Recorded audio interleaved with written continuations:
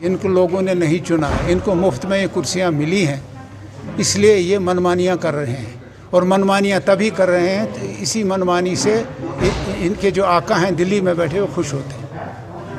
Sir कल क्या stand रहेगा सर? हमारे इतने सारे, हमारा प्रोविंशियल प्रेसिडेंट मोहम्मद रमज़ान चौधरी घर में बंद है। अली मोहम्मद सागर डंडोरा पीटा, उसको हमने छोड़ दिया, उसको अपने घर जाने दिया और वहाँ हाउस अरेस्ट कर दिया। राथर साहब हैं, अब्दुल रहीम हमारा पुराना 6 दफ़ा यहाँ MLA बना है, उसका भी यही हाल है। मोहम्मद शफी उड़ी का भी यही हाल है, ये अपने मुबारक गुल का भी यही हाल है। आप बताइए, हमारे छोटे बड़े लीडर इस वक्त घरों में बंद हैं, ये जेल खानों में हैं। इरफान शाह हैं, गुलाम मोहिद्दीन शाह साहब के बेटे, और माधव जी कह रहे हैं कि बाहर निकल नहीं रहे हैं। ये माधव जी अपने गरेबान में झांक के देखें, ये लोगों के दिलों की बात सुने, लोग क्या कहते हैं। लोगों में नाराज़गी नहीं है, लोगों में नफ़रत है। लोग आए दिन, हमारे नौजवान आए दिन मरने के लिए तैयार हैं, मरते भी हैं, और आप टस से मस नहीं हो रहे हैं।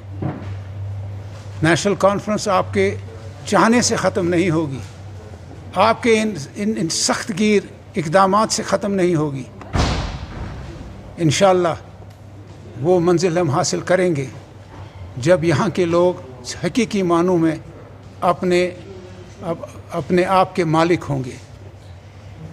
तो ठीक है, लोग इनके साथ नहीं है तो आप तो कुछ करो। आप वहाँ बैठे हैं सर्टिफिकेट देने के लिए, आपने सर्टिफिकेट दे दी कि लोग हमारे साथ नहीं हैं। आपने कौन सा पैमाना इस्तेमाल किया? लोग किसी के साथ हैं या नहीं है, पैमाना तो सिर्फ आपका वोट है। वो वोट आप हासिल करने नहीं देंगे। आपने तो इतनी फौज यहाँ और पैरामिलिट्री फोर्स बिछा रखी है, लोग कहते हैं ये फौजी छावनी है, और आप कह रहे हैं हम सियासी अमल शुरू करें। सियासी अमल शुरू करेंगे जब आपकी नीयत वो हो। आपकी नीयत नहीं है यहाँ इलेक्शन कराने की। आप यहाँ आबादी जो तनासुब है आबादी का मुस्लिम और गैर मुस्लिमों में, वो तब्दील करना चाहते हैं, जिसमें आप सूरत से लगे हुए हैं। आपने ऐसे कानून पास किए, पहले 370 दफ़ा आपने गैर इखलाकी, गैर कानूनी, गैर आइनी तरीके से ले लिया।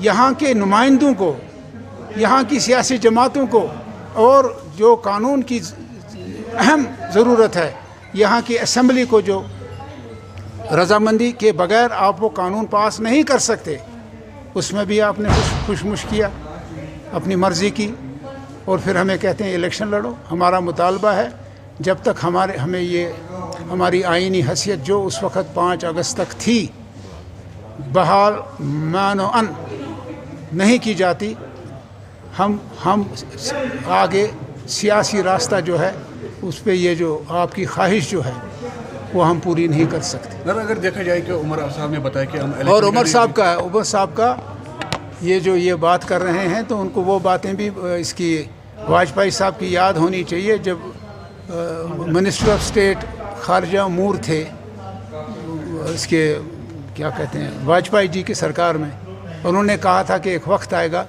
Umar Abdullah will be the prime minister of India. इसमें ये सलाहियतें हैं, और वो पुराना सियासतदान है, उसने बहुत सियासत खेली थी। 40 साल वो MP रहा, 40 साल के बाद उसको ये प्राइम मिनिस्टर की कुर्सी मिली। उसने जो बात कही है, वो पता था कि उमर अब्दुल्ला क्या है। आपने दुश्मनी का रास्ता इख्तियार किया, आपकी आंखों पे पर्दा बैठा हुआ है, इसलिए आप हकीकत देख नहीं सकते। आप हर चीज़ चाहते हैं आपकी मर्ज़ी के मुताबिक हो, वो होगी नहीं। तो दूसरा उन्होंने बताया कि अभी डिलिमिटेशन उन्होंने बनाना शुरू की है, उसके साथ में है, उसका सपोर्ट करती है या उसके सपोर्ट में नहीं है? इलेक्शन मरकज़ी सरकार की मर्ज़ी या उसके ख़िलाफ़ उस तक नहीं है। इलेक्शन आइन के तहत किया जाता है। आइन के तहत यहाँ का इलेक्शन गवर्नर राज के 6 महीने के अंदर किया जाना था। कहाँ है? आपने आते ही 370 क्यों हटाया? उस वक्त इलेक्शन की बात क्यों नहीं की, असेंबली क्यों नहीं यहाँ कायम की गई ताकि इस बारे में बहस हो। और all illegal, unconstitutional and immoral, गैर इखलाकी, गैर सियासी, गैर जमहूरी तरीका यहाँ अपनाया जाए। We have gone to supreme court, supreme court चले गए हैं हम। पार्लियामेंट में इतने सारे पिटिशंस पड़े हुए हैं और पार्लियामेंट में इनकी 2/3 अक्सरियत है।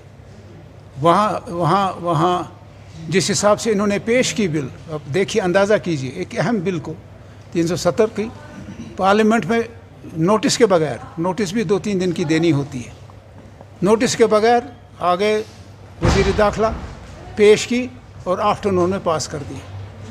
ये इनकी संजीदगी है एक हसास मामले के बारे में, एक हसास मामला जो अक़वाम मुत्तहिदा के रिकॉर्ड में है, उनकी करारदादों में है और अभी भी ज़िंदा है। ये बेरुखी है इनकी और ये जल्दबाजी है इनकी, पता नहीं क्या करना चाहते हैं। हो सकता है ये कल को फरमान जारी करें, ये 2 लाइनें बनाएं, एक मुस्लिमों की एक गैर मुस्लिमों की है, और जिस तरीके से इम्तियाज़ कर रहे हैं इस वक्त और बहाने, हीले बहाने तलाश कर रहे हैं ताकि मुसलमानों को दिक्कत पैदा हो, हम इसके साथ नहीं हैं। हमने मिलिटेंसी ख़त्म कर ली, बांट रही है दिन ब दिन।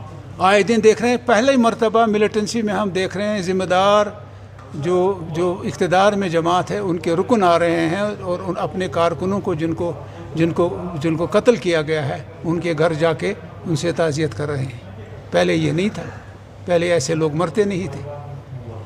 और क्योंकि दिल्ली और ख़ासकर बीजेपी की सरकार ये समझने से कासिर है या जानबूझ के कि यहाँ असली मामला क्या है। मामला है एक सियासी, वो सियासी मसला चाहती है। मेरे वालिद शेर कश्मीर ने कहा, आप हमसे इंसाफ करो, हम आपके लिए जान देंगे। लेकिन इंसाफ़ी तो दूर, ना इंसाफ़ी का दौर दौरा है। आप अभी ब्राह्मण इंपीरियलिज्म की बात कर रहे थे, तो आपको लगता है कि मतलब वो इट इज़ इसमें गलत बात नहीं है। मैं तो खुल के कहूँगा ब्राह्मण इंपीरियलिज्म है। शेर कश्मीर ने उसका हवाला उस वक़्त किया।